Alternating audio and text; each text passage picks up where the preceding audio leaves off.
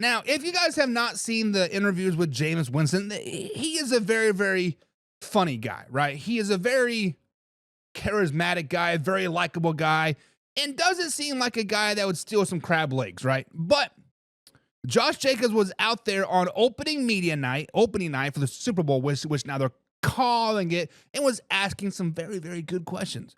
One of the questions was where he should play in 2025. So I got to thinking, and I got to start to questioning myself and questioning the validity of my football knowledge, I guess, and what I see across the field. But guys, is there a market for Jameis Winston in 2025?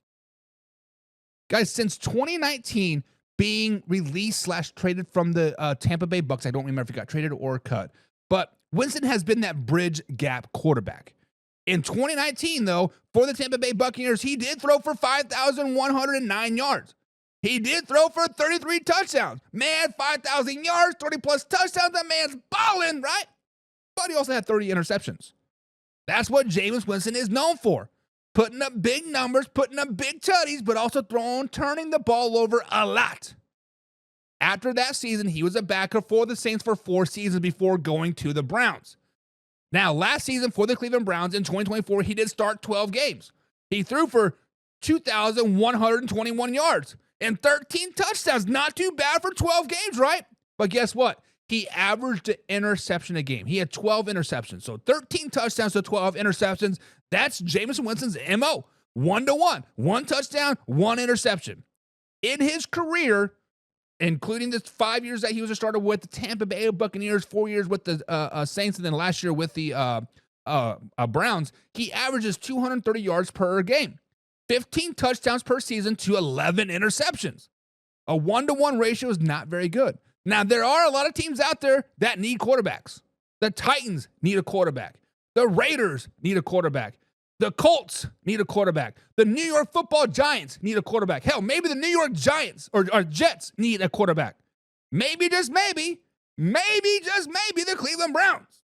Maybe, just maybe, I don't know, the San Francisco 49ers. Guys, there's a large market out there right now for a bridge gap quarterback. But, is there really a market for Winston out there as a starter? Now, backup, yes. Backups all day long. He could be he's a great serviceable backup. Get in there for a game or to be the rah guy, give me some water, and go out there and throw a touchdown to save the game. Maybe, sure. But as a starter, guys, I don't think there's a market out there for Jameis. I think that ship has sailed on Jameis. Now, there might be a team out there like the Falcons, like the Kansas City Chiefs, like maybe the Minnesota Vikings, the San Francisco 49ers that could bring him in as a backup. Not competing for a starting job, simply as a backup. But I do not see a market out there for Jameis Winston as a starter at all. No way, no how. I just don't see it. So, guys, let me ask this question to you. Is there a market out there for Jameis Winston in 2025 as a NFL starter? Let's go see. Let's see what they're doing. See what they're doing. Alpha Robbie in the chat today. What's up, Alpha Robbie? Says, built though the draft is better. Built through the draft. The draft is better. I think you're being referring to the Packers, right? Alpha Rob says, as a backup, there's a market for Jameis Winston. As a starter, there is not. And honestly, he would be a good serviceable backup, right? He seems to be a good spirited guy. He seems to be a very, very high energy guy. He seems to be a guy that wants to go in there and definitely support whoever is like in there. And I feel like he can definitely do that. And we spoke last night. Of course, Mark spoke on it a little bit. I was just kind of the ringleader, kind of the facilitator, right? But we spoke on people that we think deserves a Super Bowl ring. Of course, it was just strictly on the Chiefs and like Eagles. But is Jameis a guy that deserves a Super Bowl ring? Is Jameis a guy that, has kind of paid his dues and, kind of been the rah guy, kind of gone from this villain to hero to like, you're still around? Do you guys ever think he deserves a Super Bowl ring? I mean, I don't think he deserves one. I don't think anybody deserves one. You can earn one, but Jameis could be a guy that I could see people and say, yeah, he deserves a Super Bowl ring. He seems like a very, very likable guy. And John says, you know what? What about the Arizona Cardinals? The Arizona Cardinals have Kyler Murray. He has battled through some injuries the last couple seasons. What about Arizona and Jameis Winston as a backup?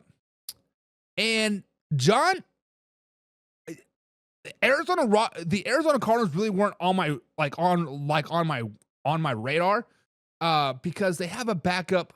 What is his name? Is it Clayton Tune? I think his backup is. Let me Google that real quick.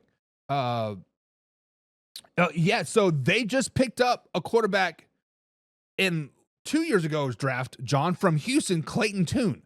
So they have a backup, and Clayton Tune, from what I remember from seeing him play, he's not half bad, right? When Kyler Murray was out last season, Clayton Tune came in there and did a few good things for them. So would you want to disrupt the ability of Clayton Tune to continue to grow? I'm not for sure. So I would count Arizona out. I probably not. John also says he is a hit and miss type of quarterback. He is. He will hit you for a touchdown, and then he'll hit you for an interception. And then he'll hit you for another interception, and then he'll hit you for another touchdown. That's who he is. One for one. One touchdown, one interception. Do you guys remember when BC Combs called Jameis Winston a top 10 quarterback back in 2019? Just for the people that are been OGs here on the Man Hour, back when it was called, what was it called back then? It was me, Combsy, and somebody else, White, I think.